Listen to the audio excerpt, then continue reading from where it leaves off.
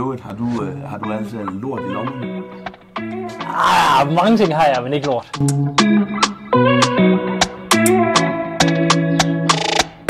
Du er dommer, fordi du ikke kan lave en trefodsfinte. Ja, det passer nok ikke meget godt. Du er dommer, fordi du elsker knæstrømper.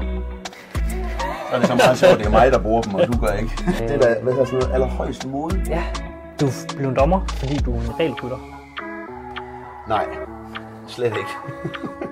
Selvfølgelig skal reglerne følges, når vi dømmer. Selvfølgelig skal de det, men at dømme en håndboldkamp og lede en håndboldkamp er lige så meget også dialog med spillerne. Du er dommer, fordi du elsker at sidde i bilen alene og snakke. Ej, jeg vil sige, så mange snacks bliver det ikke til, men det er rart en gang imellem lige kunne komme ud i bilen og så sidde og have helt ro på, når det har været lidt en hektisk dag derhjemme med børnene. Så er det rart lige at kunne trække stikket lidt der. Yes. Du blev en dommer, fordi du elsker at bidrage til fællesskabet. Ja, det er 100% rigtigt. Det er jo at bidrage til et fællesskab at være håndbolddommer. Det er det jo både under kampen, men det er det også før kampen og efter kampen. Du er dommer, fordi du har røntgensyn og kan spotte en overtrådt på 20 meters afstand. Ja. Nej.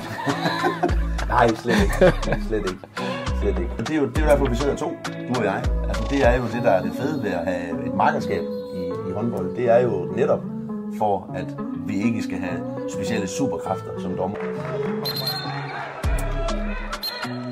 Jeg tager lige en mere her. Den er god.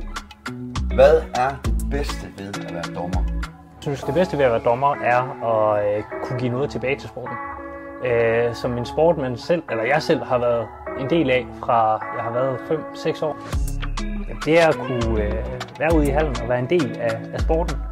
Når man ikke selv kan spille mere, så er det fedt at kunne være med på en måde, hvor man kan være med til at have indflydelse på spillet og stadigvæk nyde den her dejlige hobby.